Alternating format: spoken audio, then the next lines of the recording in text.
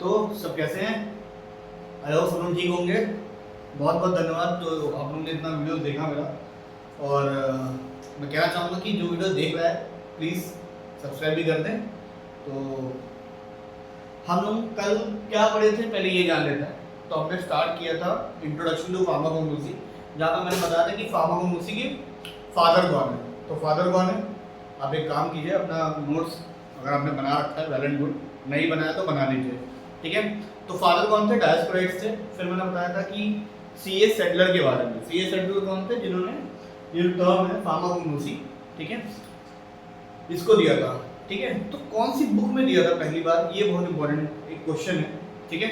कौन सी बुक में दिया था? मटेरिया मेडिका, ठीक है। तो ये पॉइंट आप ऐड कर लें कि एक बुक थी मटेरिया मेडिका, ठीक है। इस बुक में पहली बार फार्माकोग्नोसी जो टर्म था वो यूज किया था किसने? C.A. सेडलर ने, ठीक। ये पॉइंट में ऐड कर लेते हैं इसको। इसके बाद मैंने बात की थी कि फादर ऑफ जूलॉजी कौन होंगे, फादर ऑफ बॉटनी कौन होंगे, फादर ऑफ मेडिसिन कौन होंगे। मेडिसिन के फादर मैंने आपको बताया था कि हिप्पोक्रेट्स, है ना, कि हिप्पोक्रेटिक जो ओथ लेते हैं तो उससे आप याद कर सकते हो कि हाँ हिप्पोक्रेट्स से फादर, ठीक है। इसके बाद मैंने बात की सिस्टम ऑफ मेडिसिन के बारे में, जिसमें मैंने पहले स्टार्ट किया आयुर्वेदिक सिस्टम। तो आयुर्वेदिक सिस्टम के फादर कौन थे? धन्वंतरी, ठीक है। इसके बाद मैंने उसमें बताया कि दो लोग थे, एक चरक जी थे, एक सुश्रुत जी थे। तो चरक संहिता में क्या था कि उन्होंने बुक्स कंपाइल करके, मतलब जो मेडिसिन है उनके नाम का एक बुक कंपाइल करके दिया था। तो दैट वाज अबाउट चरक, वो थे चरक संहिता के बारे में। सुश्रुत संहिता की बात करें तो सुश्रुत कौन थे? जिन्होंने सर्जरी के बारे में बताया कि सर्जरी कैसे करेंगे, क्या क्या यूज कर सकते हैं हम लोग सर्जरी में। अब जैसे अभी के टाइम पे अगर आप कोई सर्जरी करने जाते हो, ठीक है, तो आपको लोकल एनेस्थीसिया दे दिया जाता है, ठीक है, तो आपको कोई फील नहीं होता। लेकिन पिछले समय में क्या होता होगा, ठीक है। तो ये सारी चीजें सुश्रुत जी ने अपने किताब में लिखी थी, ठीक है। अभी भी जो आयुर्वेदिक BAMS जो करते हैं उनको सुश्रुत संहिता पढ़ना होता है। मेरी दीदी पढ़ी है। और इसके बाद हम लोग फिर बात कर रहे थे होम्योपैथिक। तो होम्योपैथिक में मैंने बताया था कि सैमुअल हैनमैन फादर थे, ठीक है। सैमुअल हैनमैन के फादर के बाद मैंने बताया था कि कौन सी थ्योरी है, लाइक योर लाइक या लॉ ऑफ सिमिलिया। मैंने आपको एग्जांपल दिया था एंटीवेनम का, कि स्नेक बाइट अगर होता है तो स्नेक बाइट का 1/1000 पार्ट या 1/1,00,000 पार्ट कुछ भी हो सकता है, ठीक है। वो हम डिसाइड नहीं करते, वो जो एंटीवेनम बना रहा है वो साइंटिस्ट डिसाइड करेगा, ठीक है, या पहले से जो रेगुलेटेड है वो चीज डिसाइड होगी कि हाँ कितना पार्ट यूज हो रहा है एंटीवेनम बनने में। तो वो हो गया हमारा आयुर्वेदिक और होम्योपैथिक। तो अभी कौन सा बात की है? यूनानी और सिद्धा। तो स्टार्ट करते हैं हम सिद्धा सिस्टम ऑफ मेडिसिन से, ठीक। सिद्धा सिस्टम ऑफ मेडिसिन।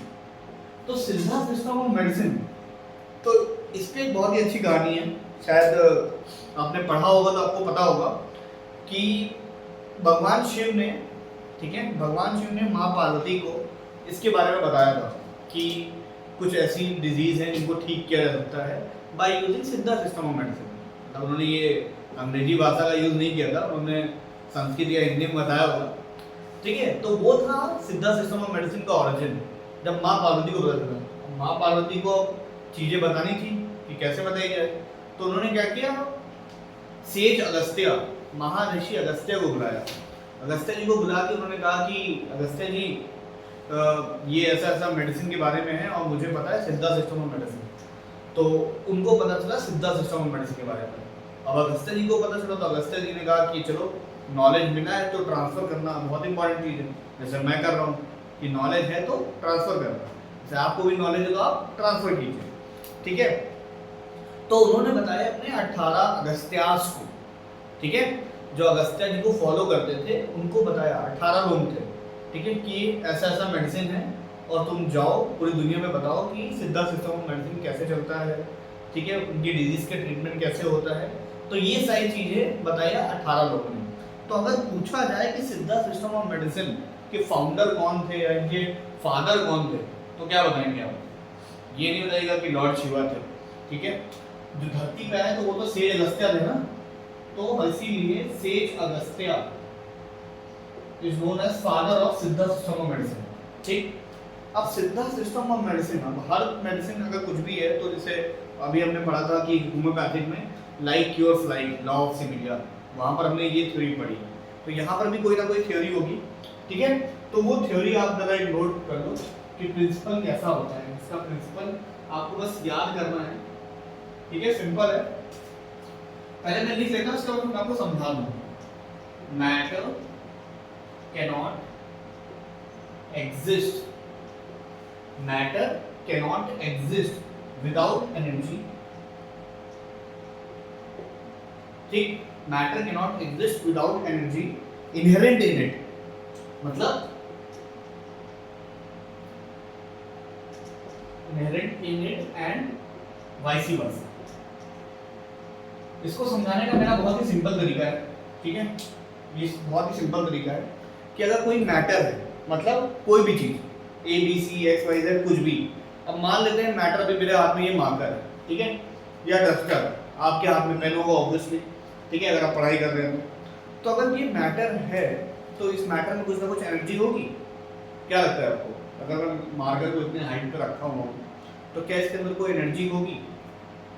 कुछ का जवाब होगा हाँ सर होगी एनर्जी, कुछ का जवाब होगा कि नहीं सर कैसे एनर्जी कैसे होगी, ये तो नॉन लिविंग थिंग है ना। हम लोग क्या यही डिसाइड करते हैं कि लिविंग थिंग है तो लिविंग थिंग के अंदर जान होनी चाहिए, नॉन लिविंग थिंग के अंदर जान नहीं होनी चाहिए। ये तो KG2 क्लास 1 का कॉन्सेप्ट है। लेकिन जब हम बड़े हुए, हमने फिजिक्स पढ़ी तो हमें पता चला कि इधर दिस लिविंग थिंग और non living thing it has something, मतलब इनके अंदर कुछ ना कुछ एनर्जी जरूर होती है, कोई ना कोई ऊर्जा जरूर होती है। तो अगर ये पेन है, इसको मैंने होल्ड कर रखा है किसी हाइट पे, ठीक है, तो अगर होल्ड कर रखा है तो इसके अंदर पोटेंशियल एनर्जी है। कौन सी एनर्जी है? Potential energy. लिख देता हूं,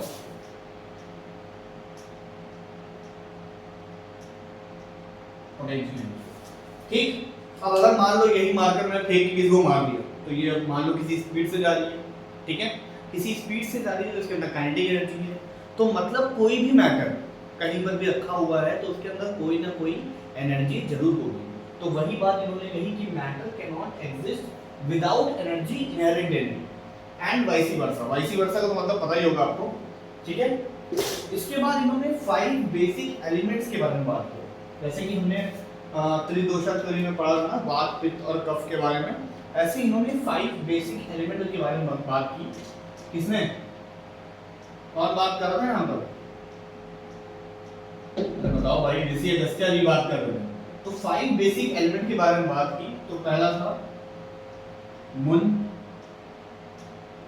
नीर, थी, वायु,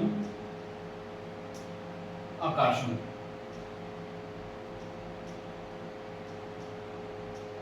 ठीक, अब आप बोलोगे ठीक है, ये मुन, नीर, थी, वायु, आकाशम, ये सब क्या चीज है, ठीक है। तो इनका मतलब हम पहले समझ लेते हैं। अगर मुन की बात होगी तो मुन इज सॉलिड, अभी मैं इसको एक्सप्लेन भी करूंगा, लिक्विड, गैस मतलब देना, ठीक है। थी इज रेडियंस, ठीक है। वायु इज गैस, आकाशम इज ईथर, ठीक है। आकाशम ठीक है एयर होता है, लेकिन हम लोग अगर जब सीधा सिस्टम ऑफ मेडिसिन के बारे में बात करते हैं तो हम ईथर बोलते हैं। और वैसे भी कोई भी सिस्टम ऑफ मेडिसिन, जैसे आयुर्वेदिक सिस्टम ऑफ मेडिसिन में आप लोग पंचभूता थ्योरी पढ़ते हो ना, तो उसमें भी आप आकाश बोलते हो, तो आकाश के ब्रैकेट में ईथर लिखा होता है, ठीक है। तो मैंने लिख तो दिया मुन, नीर, थी, वायु, आकाशम, 5 बेसिक एलिमेंट। तो 5 बेसिक एलिमेंट कौन कौन से हैं? अगर बॉडी में देखा जाए तो अगर सॉलिड की बात करूं तो सॉलिड क्या हो सकता है हमारे बॉडी में? बोन्स, पक्का। अगर सॉलिड की बात कर रहे हैं तो सॉलिड मतलब बोन। मैंने लिक्विड की बात की तो क्या क्या हो सकता है? ब्लड हो सकता है ना, बॉडी में अपना 70% वाटर है तो वाटर हो सकता है। और क्या हो सकता है? जो भी डाइजेस्टिव जूस हैं, ठीक है, वो भी लिक्विड्स में ही आएंगे, उनको भी हम लोग नीर ही बोलेंगे। अब तीसरा आता है थी। थी मतलब रेडियंस। रेडियंस मतलब क्या होगा? रेडियंस मतलब आपके हिसाब से क्या लगता है आपको रेडियंस का मतलब क्या होगा? अगर मान लो किसी, मैंने बोला कि आपके बॉडी में रेडियंस है तो आप क्या कहोगे? क्या रात में जुगनू की तरह चमकते हो? नहीं, वो बात की नहीं होगी। जब रेडियंस की बात आएगी तो कलर की बात आएगी, ठीक है। तो जो हाथ का कलर, जो आपका बॉडी का कलर है, दैट कम्स अंडर थी रेडियंस। वायु, गैस, गैस के बारे में बताने की जरूरत नहीं है, ठीक है। फिर आखिरी में आता है आकाशम या ईथर। अब ईथर के बारे में अगर बात हो रही है या आकाश के बारे में बात हो रही है, तो आपको क्या लगता है कहाँ पर होगा ईथर? या ईथर मतलब होता है हॉलो स्पेस। क्या? हॉलो स्पेस, खोखला। तो खोखला हमारे बॉडी में कहाँ पर है? जितने भी सर्कुलर पार्ट है हमारे, जैसे हमारा ट्रैकिया हो गया, ठीक है, तो ट्रैकिया ओपन मिड पाइप है ना, पाइप की तरह है ना, तो ओपनिंग पार्ट है, तो उसमें भी क्या होगा? आकाशम। हमारे बोन्स हैं, बोन्स में बोन मैरो होता है, तो बोन्स का देखोगे स्ट्रक्चर है ना, तो कुछ ऐसा होता है ना। तो ये जो इधर का पार्ट है, ये क्या हो गया आपका? ईथर, मतलब आकाशम, ठीक है, हॉलो स्पेस। तो इसको बोलेंगे हमारे 5 बेसिक एलिमेंट। तो सिद्धा सिस्टम ऑफ मेडिसिन दिया किसने था? ऋषि अगस्त्य ने दिया था। इन्होंने क्या बताया? कोई भी मैटर हो, ठीक है, it can not exist without energy inherent in it. मतलब ऐसा नहीं हो सकता कि कोई मैटर है उसके अंदर एनर्जी ना हो, ठीक है, एंड वाइस वर्सा, और उसका उल्टा भी, ठीक है। अब 5 बेसिक एलिमेंट के बारे में बात की तो मन, नीर, थी, वायु, आकाशम, नाम याद कर लो। बाकी क्वेश्चन इससे नहीं बनने वाले, ठीक है, क्वेश्चन इससे नहीं बनने वाले। क्वेश्चन फिर बनेंगे ये जो प्रिंसिपल है इसका, ठीक है, ये प्रिंसिपल है, ठीक है, लिख देता हूं मैं आपको, तो फिर आपको बोलो क्या है प्रिंसिपल, ठीक है। Principle, matter cannot exist without energy inherent in and vice versa, this is the principle of Siddha system of medicine, ठीक है। फादर कौन थे? सेज अगस्त्य, ये भी लिख लो आप लोग, ठीक है, ये फिर बोलोगे कि सर ने लिखवाया नहीं। तो ये हो गया आपका सिद्धा सिस्टम ऑफ मेडिसिन। अब आता है अगला, लास्ट। ये लास्ट खत्म होने के बाद आज की आपकी ये छोटी सी क्लास खत्म हो जाएगी। कल हम लोग स्टार्ट करेंगे प्लांट टिश्यू कल्चर के बारे में, ठीक है। इंटरेस्टिंग टॉपिक है, थोड़ा नया भी है, ये तो आपने मेरे से ही पढ़ा है ना। अब डिपेंड करता है किस कॉलेज से थे आप, ठीक है, लेकिन अभी जहाँ तक मेरी पहुँच है वो तो उन्होंने मेरे से ही पढ़ा है, ठीक है। आयुर्वेदा, सिद्धा, यूनानी, होम्योपैथी, हाँ। तो कल हम लोग पढ़ेंगे प्लांट टिश्यू कल्चर अगले लेक्चर में, और ये लेक्चर हर रोज होता रहेगा, ठीक है, मतलब रेगुलर क्लासेस होंगी, ठीक है। तो आप लोग सब्सक्राइब कर लो, अपना नोटिफिकेशन उसको ऑन कर लो कि कभी भी वीडियो आए तो आप देख सको। आप लोग रेगुलर ऐसे ही आधे घंटे मेरे साथ जुड़े रहो, ठीक है। तो हाफ एन आवर की क्लास है, कोई ज़्यादा टाइम लगेगा नहीं, और प्रोग्नोसिस हम लोग कोशिश करेंगे कि इस मंथ तक खत्म करनी, ठीक है, कोशिश करेंगे। हो पाएगा नहीं हो पाएगा ये मुझे नहीं पता, लेकिन कोशिश करेंगे पूरी कि इस मंथ में हम लोग प्रोग्नोसिस खत्म कर लें। तो प्रोग्नोसिस अगर आपका खत्म हो गया तो मतलब जीपैक में आपके 10 से 11 क्वेश्चंस, 10 से 11 क्वेश्चन आपके हो गए अगर सिर्फ आपने मेरे साथ प्रोग्नोसिस कंप्लीट कर ली तो, ठीक है। मतलब 1 महीने की बात है और आपके पास 10 11 मतलब 11 इंटू 4 कितने? 44 नंबर, 44 नंबर आपके जेब में होंगे। 44 होंगे तो फिर आपको मेहनत कितनी ही करनी है? देखो जीपैट एग्जाम का ये है सिस्टम कि होता तो 500 का, ठीक है, जो टॉपर होता है उसकी 250 से 300 के बीच में होता है, ठीक है, मैक्सिमम 250, मैक्सिमम 300, और अगर बहुत ही घटिया पेपर आ गया तो 250 टॉपर का, ठीक है। अब ठीक है, अगर आप चाहें, अगर आपने अच्छी मेहनत कर ली, सारे सब्जेक्ट में आपकी पकड़ बहुत सही है, आपने अभी से तैयारी स्टार्ट की, आप मेरे साथ लगे रहे अगले अप्रैल तक या अप्रैल में जब भी आपका जीपैट एग्जाम होता है, लगे रहे आप, ठीक है, लगातार, तो आप टॉपर की लिस्ट में भी आ सकते हैं, आप रैंक अंडर 100 के भी आ सकते हैं, बहुत कुछ की पॉसिबिलिटी है, ठीक है। तो 250, और इसका जो कट ऑफ होता है वो 150 के आसपास जाता है। 150 में जनरल के बारे में बात कर रहा हूँ, ठीक है, ठीक है, ओबीसी और जनरल ईडब्ल्यूएस उनकी तो और भी कम होती है, 150 या 180 के आसपास जाती है कट ऑफ। तो 180 लाना है आपने, यहाँ पर कितने लिया है? मान लेते हैं 40 लाया आपके, बचे कितने आपके पास? 140, ठीक है। 140 अगर 4 से मैं डिवाइड कर दूं तो 4 3 12 24, 35 क्वेश्चन, मतलब और कोई 35 क्वेश्चन अपने को देखने पड़ेंगे। तो 35 क्वेश्चन में से बहुत से अपने पास सब्जेक्ट है, फार्मास्यूटिक्स है, फार्माकोलॉजी है, ठीक है, केमिस्ट्री है, केमिस्ट्री इसकी स्ट्रॉन्ग है, वो केमिस्ट्री में भी ध्यान दे सकता है, ठीक है। मैं केमिस्ट्री भी कवर करूंगा सिवाय मेडिसिनल केमिस्ट्री के, ठीक है। तो बाकी सब चीज़ कवर होगा। प्रोग्नोसिस के बाद हम लोग स्टडीज में या कोलॉजी में या जो भी आपका सब्जेक्ट है जो आपको मन करे, ठीक है, आप कमेंट बॉक्स में टाइप कर दो, मैं उस सब्जेक्ट से स्टार्ट कर सकता हूँ, ठीक है। लेकिन 1 महीने हम लोग सोच रहे हैं प्रोग्नोसिस से स्टार्ट करें, अगर आप चाहो तो हम ऐसा कर सकते हैं कि हम लोग 2 सब्जेक्ट साथ साथ में लेके चले, तो वो भी बढ़िया है, ठीक है। लेकिन आपको उसके लिए कमेंट करना होगा, आप बता दो मुझे, तो फिर उसी हिसाब से मैं चलूँ। तो अभी फिलहाल हम लोग अपने 40 नंबर के लिए भागा दौड़ी करते हैं, ताकि हमारे 40 नंबर तो डन हो जाए एटलीस्ट। हाँ, तो अभी हमने पढ़ा सिद्धा सिस्टम ऑफ मेडिसिन, अब हम स्टार्ट करेंगे यूनानी सिस्टम, ठीक है। यूनानी सिस्टम ऑफ मेडिसिन बहुत ही सिंपल था, ठीक है। एक ग्रीक फिलोसोफर थे जिनका नाम था Hippocrates.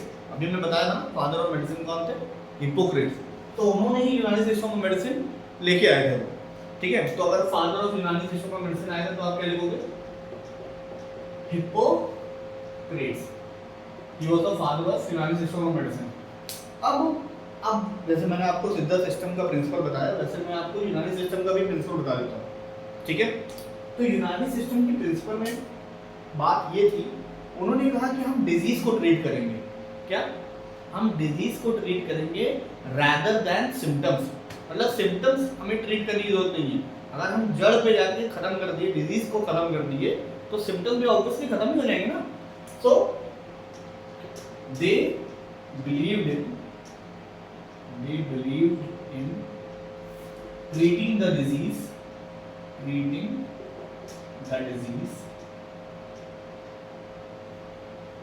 rather than symptoms,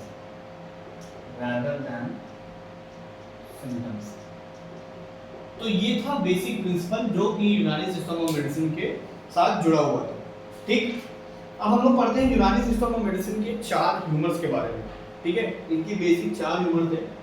humours क्या, जैसे अभी हमने इससे पहले पढ़ा त्रिदोषा थ्योरी, फिर हमने पढ़ा पंचभूता थ्योरी, फिर अभी इससे पहले हमने 5 बेसिक एलिमेंट के बारे में बात की, है ना, मुंड, नीर, थी, वायु, आकाश, ठीक है। तो वैसे ही इनके भी कुछ ह्यूमर्स थे, तो इनके 4 ह्यूमर्स थे, ठीक है। कितने? 4 ह्यूमर्स थे, ठीक है। हम 4 ह्यूमर्स को एक्सप्लेन भी करूंगा। पहला था ब्लड, दूसरा था फ्लैग, ठीक है, तीसरा था येलो बाइल, और 4th था ब्लैक बाइल, ठीक है। अब आपका सवाल ये होना चाहिए कि सर बाइल तो हमने एक ही पढ़ा है, क्या बाइल जूस हमने पढ़ा था? बाइल जूस हमें पता है डाइजेशन में हेल्प करता है, तो ये क्या डिफरेंशिएट क्या करनी है इन्होंने, येलो बाइल ब्लैक बाइल, क्या होगा ये येलो बाइल और ब्लैक बाइल मतलब क्या, ठीक है। स्टार्ट में हम लोग सबसे लास्ट से कर रहे हैं, ब्लैक बाइल और येलो बाइल, क्या लगता है क्या हो सकता है? जब बात येलो बाइल की आएगी तो आपको सिंपल याद रखना है, yellow bile is for digestion. अगर डाइजेशन सिस्टम चल रहा है तो वहाँ पर यूज हो रहा होगा इनके हिसाब से, अपने हिसाब से नहीं, अपने हिसाब से एक ही बाइल है, इनके हिसाब से yellow bile is use for digestion, black bile is use for excretion, ठीक है, फीकल मैटर, ठीक है। तो ब्लैक बाइल रिलेटेड रहेगा आपके एक्सक्रीशन से, ठीक, येलो बाइल रहेगा आपके डाइजेशन से, ठीक है। अच्छा, ब्लड और फ्लेग्म, अगर हम लोग फ्लेग्म की बात करें, ठीक है, फ्लेग्म मतलब क्या होता है? जैसे जो आप लोगों को खांसी होती है, कभी खांसी होती है तो खांसी 2 टाइप की होती है, आपने पढ़ा भी होगा ना, वेट कफ और ड्राई कफ। तो वेट कफ में क्या होता है, हमें एक स्प्यूटम निकलता है, मतलब हम लोग खांसते हैं तो एक येलो कलर स्प्यूटम रिलीज होता है, ठीक है, और बहुत स्पिट कर देते हो। बट सेम अगर ड्राई कफ है तो ड्राई कफ में क्या होता है, खांसे, लेकिन उससे क्या होता है, बहुत ज़्यादा पेन होता है अपने को, होता है। तो ऐसा क्या है स्प्यूटम में कि स्प्यूटम मतलब वेट कफ में ऐसा क्या है कि अपने को दर्द नहीं होता? तो स्प्यूटम क्या करता है, कोई भी जैसे कुछ चीज़ें अगर मान लो डर्ट है या कुछ भी है, तो वो आसानी से स्प्रीट आउट हो जाता है बाहर, मतलब आसानी से खांसोगे तो बाहर निकल जाए, ठीक है। बट ड्राई कफ में ऐसा कुछ होता नहीं है, कोई चीज़ मॉइस्चराइज करने के लिए है नहीं, ठीक है। जैसे लड़कियां हैं तो लड़कियां क्या ठंडी में आराम से मॉइस्चराइजर लगा के मस्त हो जाता है, तो उनको ऐसा कोई क्रैक व्रैक नहीं होता। हम लड़कों का क्या है, कड़वा तेल पानी में डाल दिए, नहा लिए, बस खत्म, हाँ, मतलब एक कुछ नहीं होने वाला अपने को। तो ऐसे ही मॉइस्चराइज करने के लिए स्प्यूटम होता है, ठीक है। तो इसीलिए वेट कफ में कोई भी हमें ऐसा कुछ दर्द नहीं होता, ठीक है। तो अगर फ्लेम के बारे में लिखें तो ये इसका काम है ल्यूब्रिकेशन का, क्या ल्यूब्रिकेशन एंड, दिख रहा है ल्यूब्रिकेशन एंड, मैं इसको यहाँ पर कंटिन्यू कर देता हूँ, यहाँ पर लिख देता हूँ, पर जगह नहीं है, मेंटेनिंग मॉइस्चर, क्या मेंटेनिंग मॉइस्चर, दो चीजों के बाद में आएगी लुब्रिकेशन एंड मेंटेनिंग मॉइस्चर। अगर हम लोग बात ब्लड की करें तो ब्लड में हम क्या बात कर सकते हैं, ब्लड किस लिए है? आपको क्या लगता है ब्लड किस लिए है? डोनेशन करने के लिए? चलो वेरी गुड, ये भी सही है, एक ऑप्शन हो सकता है। और क्या हो सकता है ब्लड, क्या बोल सकते हैं और ब्लड किस लिए हो सकता है? अच्छा, आपको अगर कोई भी आंसर आपको बीच में अगर होता है, आप लोग पढ़ाई कर रहे हो, ठीक है, लेक्चर अटेंड कर रहे हो, आपको कभी होता है तो आप टाइप करके कमेंट में भी डाल सकते हो या अपने साइड में भी लिख सकते हो कि आपको आंसर आ रहा है, तो आप ऐसे लिख सकते हो ताकि प्रैक्टिस आपकी भी होती है, मेरी भी होती है। तो ब्लड से हमारा क्या होगा, मतलब कैसे क्या हो सकता है? और आप बोलोगे सर ब्लड हीमोग्लोबिन होता है हमारे ब्लड में, तो हीमोग्लोबिन क्या करता है? ऑक्सीजन और कार्बन डाइऑक्साइड का एक्सचेंज करता है, पता है? हीमोग्लोबिन और कार्बन डाइऑक्साइड, हीमोग्लोबिन ऑक्सीजन के साथ कंबाइन होता है तो फिर जाता है ऑक्सीजन ट्रांसफर होता है। चलो वो भी हम बाद में कवर कर लेंगे, जब मैं फार्माकोलॉजी या एचएपी पढ़ाऊंगा तो ये भी कवर कर लूँगा, टेंशन नहीं, ठीक है। फिर क्या काम हो सकता है ब्लड का? और किसी को जॉन्डिस हुआ है? हुआ ही होगा किसी न किसी को, कभी ना कभी टाइम पे तो किसी न किसी को होता ही रहता है, या घर में किसी न किसी को होता है। तो जॉन्डिस में क्या होता है, हमारी वीकनेस बहुत ज़्यादा होती है, मतलब आप थोड़ा सा भी काम करोगे तो एकदम थकान सा लगता है, शरीर दर्द करने लगता है, आप कहते हो बस अब हो गया, अब इससे ज़्यादा नहीं हो पाएगा मेरे से। तो ऐसा क्यों? उसमें क्या होता है, हमारी आरबीसी जो होती है वो बहुत ही ज़्यादा कम हो जाती है, ठीक। तो सेम हैपेंस, तो ब्लड क्या कर रहा है उस समय, आरबीसी क्या कर रही है, हमारी जो एनर्जी है उसको कम कर देगी, ठीक है। तो फिर हम लोग गन्ने का जूस, है ना, और क्या कहते हैं, अलग अलग जैसे मूली का साग, ये सब चीज़ें खाते हैं ताकि हमारे आरबीसी दोबारा बन सके, है ना, आसानी से हम रिकवर हो सके। तो ब्लड का काम क्या होता है, as per their femurs it provide vital energy. क्या? It provide vital energy. ये नहीं कि आपको जॉन्डिस होगा और रिवाइटल खाना चालू कर दो, कि चलो यूनानी वाले ने कहा था कि वाइटल एनर्जी मिलती है तो रिवाइटल खाएंगे तो वाइटल एनर्जी मिलेगी, ऐसा कुछ नहीं है, ठीक है। तो ब्लड हमारा क्या प्रोवाइड करेगा, वाइटल एनर्जी। फ्लैगिंग जो होगा वो प्रोवाइड करेगा हमारा लुब्रिकेशन और मॉइस्चर मेंटेनेंस का काम। Yellow bile digestion, black bile excretion, simple है। तो आज हमने कंप्लीट किया हमारे दो सिस्टम ऑफ मेडिसिन, और यहाँ पर आपका इंट्रोडक्शन टू फार्माकोलॉजी खत्म हो गया। इसमें से 4, 5 या 6 क्वेश्चंस बनने की संभावना है, ठीक है। बन भी सकती है, नहीं भी बन सकती है। अगर जीपैट में नहीं बन पाएगी तो नाइपर में बनेगी, नाइपर में तो बन ही जाएगी। इसमें से नाइपर में ये क्वेश्चन तो पक्का रहेगा, ठीक है। तो अच्छे से ये 2 लेक्चर आप अटेंड कर लो, खत्म कर लो इसको, ठीक है। फिर हम लोग कल स्टार्ट करेंगे प्लांट टिश्यू कल्चर, ठीक है। तो कल आप थोड़ा बहुत तो एटलीस्ट पढ़ के आओ प्लांट टिश्यू कल्चर क्या होता है, ठीक है। फिर हम स्टार्ट करेंगे प्लांट टिश्यू कल्चर, कल 2 दिन में खत्म हो जाएगा वो, ठीक है। 2 लेक्चर लूंगा मैं, मतलब कल और परसों, और प्लांट टिश्यू कल्चर खत्म। चलो इसी से हम लोग विदा लेते हैं। धन्यवाद बहुत बहुत। प्लीज़ अगर यहाँ तक देख लिए हो तो अच्छी बात है, सब्सक्राइब भी कर लो यार, ठीक है। चलो जय श्री राम।